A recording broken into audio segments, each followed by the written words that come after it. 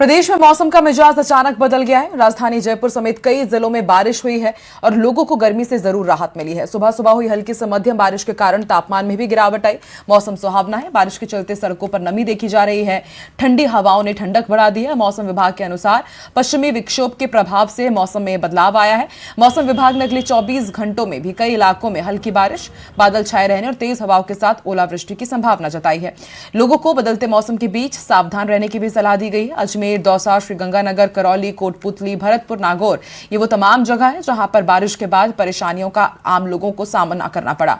तस्वीरों में देखिए, कहीं बारिश से फसलों को नुकसान पहुंचा है तो कहीं ओलावृष्टि की संभावना ने किसानों की चिंता बढ़ा दी है। जयपुर की तस्वीर आप देखिए, आज सुबह से यहां पर बारिश का दौर देखने को मिला और सबसे ज्यादा परेशान हैं हमारे किसान, जिनकी जो खड़ी फसल है, भले वो रबी की हो, मूंग की हो, गेहूं की हो, वो सब चौपट हो गई है। अजमेर, दौसा, शाहपुरा, जयपुर की जो तस्वीर है आपकी टीवी स्क्रीन पर। करौली में भी आज मूसलाधार बारिश का दौर जारी रहा।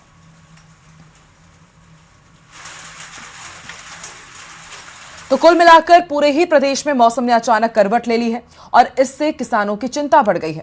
पश्चिमी विक्षोभ के असर से हो रही इस बेमौसम बारिश ने जनजीवन को प्रभावित कर दिया है। कई इलाकों में जलभराव, तेज हवाएं और ओलावृष्टि की आशंका जताई गई। देखिए रिपोर्ट।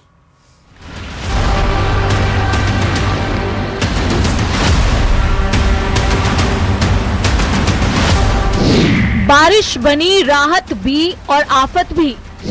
पश्चिमी विक्षोभ का डबल अटैक, कहीं सुकून कहीं नुकसान, किसानों की बड़ी टेंशन।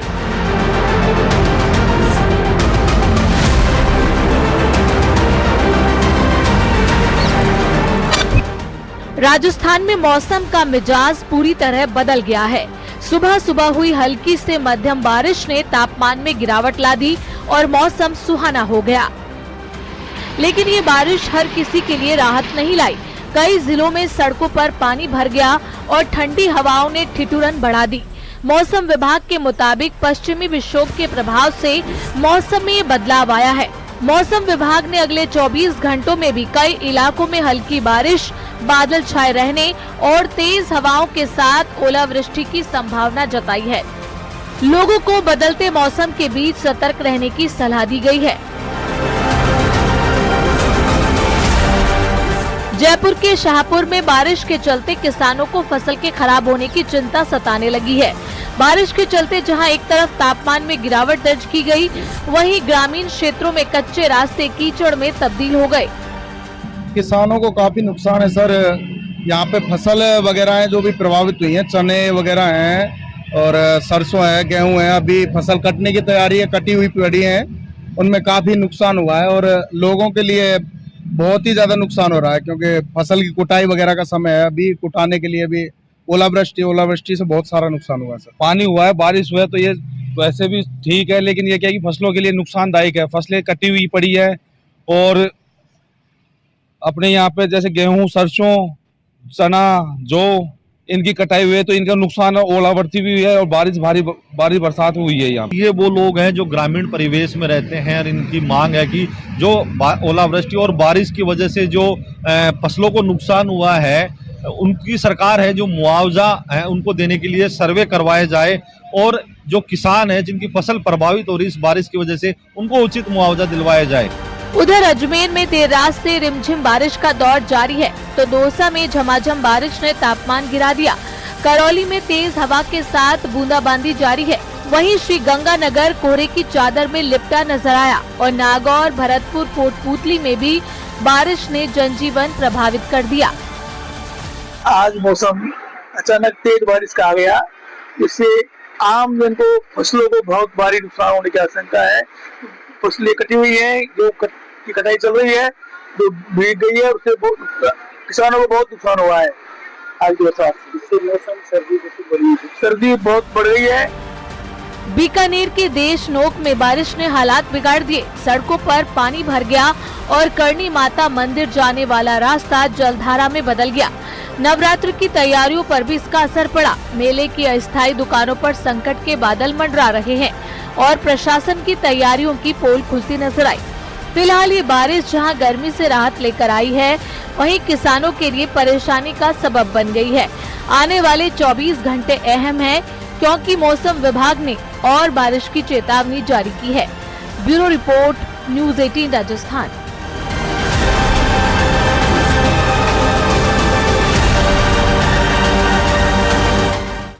प्रदेश के कई जिलों में मौसम की मार के बाद वन्य जीवों का आतंक भी किसानों की परेशानी का सबब बना हुआ है। प्रदेश में नील गायों का आतंक और दहशत इस कदर है कि लोग अब घर में छिपने को मजबूर हो गए हैं। देखिए कहां पर नील गाय ने आतंक बरपाया। नील गाय का आतंक, किसान परेशान, फसलें बर्बाद, किसान लाचार, हर दिन खतरा, हर खेत शिकार। मौसम की मार के बाद वन्य जीव भी किसानों की परेशानी का सबब बन गए हैं। प्रदेश के कई जिलों में नील गायों का प्रकोप देखने को मिल रहा है। कहीं नील गायों ने खेतों को तबाह कर दिया है तो कहीं। नवरात्रि के तीसरे दिन माता के किस स्वरूप की आपको पूजा करनी है, कैसे पूजा करनी है, हमारे साथ ज्योतिषाचार्य स्वाति अहलूवालिया जी, जिनसे जानते हैं नवरात्रि के तीसरे दिन आप कैसे पूजा करें। हैं कि नवरात्र के तीसरे दिन जो है माता के किस स्वरूप की पूजा की जाती है और माँ का यहाँ कौन सा स्वरूप है, जो वहां पर कौन से रंग अर्पित करने चाहिए, जरा बताइएगा माता को प्रसन्न करने के लिए। देखिए, नवरात्रि के तीसरे दिन माँ दुर्गा के तीसरे स्वरूप माँ चंद्रघंटा की पूजा की जाती है। उनके मस्तक पर अर्ध चंद्रमा के आकार की घंटा विराजमान होती है। इसी के कारण उनका नाम चंद्रघंटा पड़ा। माँ चंद्रघंटा का स्वरूप शौर्य और करुणा का अद्भुत संगम है। वो सिंह पर सवार रहती है और अपने भक्तों को साहस, निर्भयता और शक्ति का आशीर्वाद देती है। इस दिन माँ को विशेष रूप से सुनहरा या पीला रंग अर्पित करना शुभ माना जाता है। और बात करें भोग की, तो भोग के रूप में दूध से बनी मिठाई, खीर या मखाने की खीर बनाकर उनको भोग कर सकते हैं। प्रदेश में कम नामांकन वाले स्कूलों को लेकर बड़ा विवाद खड़ा हो गया है। शिक्षा विभाग ने ऐसे स्कूलों की जानकारी मांगी है जहां छात्रों की संख्या या तो बेहद कम हो या फिर शून्य हो, जिसके बाद अब स्कूलों के मर्ज होने की अटकलों ने प्रदेश की सियासत गरमा गई है। एक स्पेशल रिपोर्ट इससे जुड़ी हुई देखिए।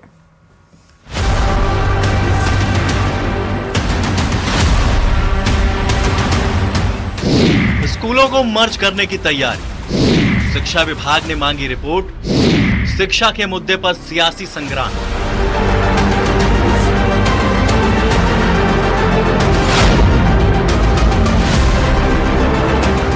शिक्षा विभाग ने प्रदेश भर में 15 से कम नामांकन वाले प्राथमिक स्कूल और 25 से कम नामांकन वाले उच्च प्राथमिक स्कूलों का डेटा मांगा है। साथ ही विभाग माध्यमिक शिक्षा में भी 30 से कम नामांकन वाली कक्षा 9 से 12 तक महात्मा गांधी और अंग्रेजी स्कूलों की सूची तैयार कर रहा है। इन आंकड़ों को लेकर अब विवाद शुरू हो गया है। विपक्ष का आरोप है कि सरकार 7,000 से ज्यादा स्कूलों को बंद या मर्ज करने की तैयारी में है।